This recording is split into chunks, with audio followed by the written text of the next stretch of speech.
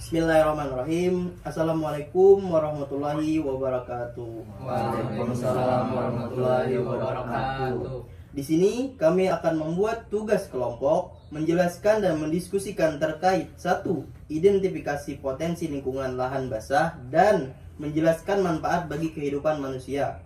2. Identifikasi minimal 2 buah persoalan lahan basah dan memberikan solusi untuk mengatasinya. Untuk materi pertama akan saya sampaikan 1. Identifikasi lingkungan lahan basah dan menjelaskan manfaat bagi kehidupan manusia. Pengertian lahan basah atau wetland adalah wilayah di permukaan bumi berupa daratan, yakni lahan tanah yang digenangi air baik permanen, tetap tergenang air, maupun musiman.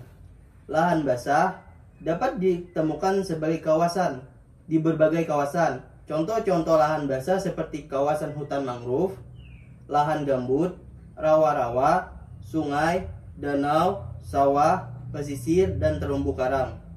1.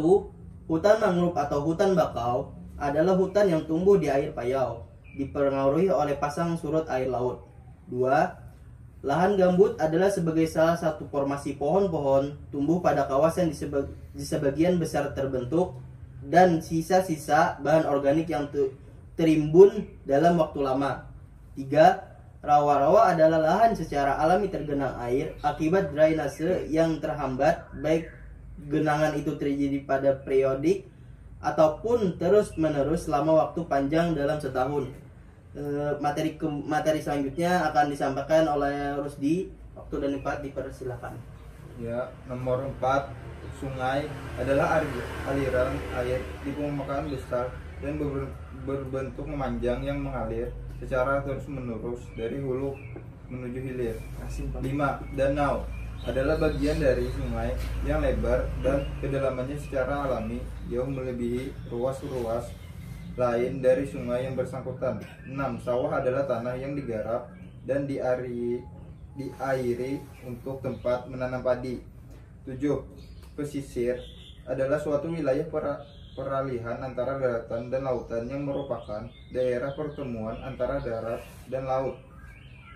Ke arah darat meliputi bagian daratan baik kering maupun terendam air yang masih dipengaruhi sifat-sifat laut seperti pasang surut, angin laut, dan perembasan air asin. 8. Terumbu karang adalah sekumpulan hewan karang yang bersimbiosis dengan jenis tumbuhan alga yang disebut zooxantel, di mana manfaatnya bagi kehidupan manusia diantara lain. Selanjutnya akan dilanjutkan oleh Julianto. Manfaatnya bagi kehidupan manusia diantaranya: 1. Kesejahteraan. Lahan basah seringkali dijadikan sebagai penggerak ekonomi lokal. Dengan menggunakan lahan basah secara bijaksana dan diverifikasi mata pencarian masyarakat lokal akan memungkinkan bagi kita untuk mengurangi laju tren penurunan lahan basah, sekaligus mengurangi kemiskinan dan kesenjangan sosial. 2. Mencukupi air bersih untuk kebutuhan akan air telah meningkat 2 kali lipat lebih banyak dari laju pertambahan penduduk. Kebutuhan air untuk konsumsi manusia, pertanian, dan energi semakin meningkat. Dengan meningkatnya pengelolaan air dan pemulihan lahan basah, persediaan air dapat terjaga. 3. Makanan yang melimpah dengan memperbaiki praktek pengelolaan air dan pertanian di lahan basah yang disertai dengan mengintegrasikan pengelolaan berbasiskan lahan basah dalam keadaan kawasan pertanian, ketahanan pangan dalam jangka waktu yang panjang, dan keanekaragaman hayati yang meningkat. Selanjutnya akan dilanjutkan oleh Ferry. Lanjutan manfaatnya bagi kehidupan manusia yang keempat, yaitu melindungi dari bencana. Dampak bencana alam maupun bencana buatan manusia semakin meningkat karena terjadinya perubahan iklim, adanya pembangunan yang tidak terencana, dan semakin rusaknya kondisi lingkungan. 90% dari bencana yang terjadi tersebut berhubungan dengan air. Untuk mengurangi kerusakan dan kehilangan akibat bencana, mengembalikan lahan basah yang hilang dan memperbaiki lahan basah yang telah rusak merupakan salah satu solusinya. Yang kelima, penyimpanan karbon lahan basah merupakan salah satu penyimpanan karbon permukaan atau top karbon bumi. Dengan melestarikan dan memulihkan lahan basah kita, bisa mengurangi emisi karbon dan meningkatkan kemampuan kita untuk beradaptasi dengan perubahan iklim, meningkatkan keanekaragaman hayati, ketahanan air, dan kesejahteraan manusia. Dan kemudian yang keenam, keanekaragaman hayati dan keindahan alam lahan basah mendukung kekayaan alam yang berlimpah dan unik. Tetapi keanekaragaman hayati air tawar telah menurun drastis sejak tahun 1970-an. Tindakan bersama baik individu, kelompok masyarakat, pemerintah, dan sektor swasta sangat dibutuhkan untuk membalikkan tren ini. Kemudian selanjutnya terkait persoalan lahan basah dan solusi untuk mengatasinya dijelaskan oleh teman kami, Raditya. Ya, saya akan melanjutkan. Contoh persoalan lahan basah adalah 1. Kebakaran di lahan basah.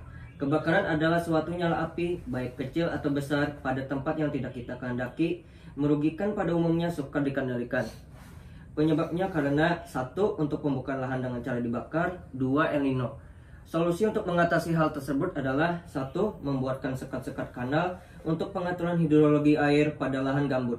Dengan begitu, tanahnya jadi lembab dan basah, sehingga tidak mudah terbakar, terutama saat musim kemarau. 2. Melakukan pengawasan sekaligus patroli rutin terhadap titik rawan kebakaran pada musim kemarau, terutama pada lahan basah di Sumatera, Kalimantan, dan Sulawesi. Yang ketiga adalah menyiapkan peralatan untuk memadamkan api jika sewaktu-waktu terjadi kebakaran hutan ataupun lahan. Yang keempat adalah penyuluhan ke masyarakat yang tinggal di dekat lahan basah ataupun hutan. Hal ini untuk meningkatkan kesadaran dan kepedulian mereka akan bahaya kebakaran hutan atau lahan basah yang berdampak buruk bagi banyak pihak. Selanjutnya akan dibacakan oleh teman saya, Trianto. 2. Permasalahan alih fungsi lahan. Alih fungsi lahan yang biasanya disebut sebagai konversi lahan merupakan perubahan fungsi sebagian atau seluruh kawasan lahan dari fungsinya semula menjadi fungsi lain yang menjadi dampak negatif terhadap lingkungan dan potensi lahan itu sendiri.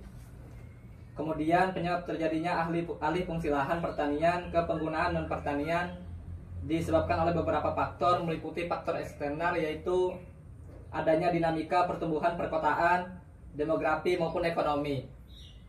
Kemudian faktor internal yaitu kondisi sosial ekonomi rumah tangga pertanian pengguna lahan, dan faktor kebijakan. Kemudian solusi agar alih fungsi lahan tidak terjadi yaitu 1. Menekan laju pertumbuhan penduduk. 2. Relokasi atau penempatan ulang penduduk untuk mengurangi tekanan terhadap lahan pertanian, terutama di kawasan pertanian produktif. 3. Mengembangkan pajak progresif pada lahan non pertanian untuk mengurangi permintaan lahan yang berlebihan dan tidak efisien. 4. Menerapkan prinsip hemat lahan dan mengembangkan kegiatan non pertanian. Pada prinsip hemat lahan dapat diterapkan pengubahan tata letak suatu bangunan. Demikian diskusi dan penjelasan dari kami terkait lingkungan basah. Salah khilaf mohon dimaafkan bila ada salah kata. Assalamualaikum warahmatullahi wabarakatuh. Waalaikumsalam warahmatullahi wabarakatuh.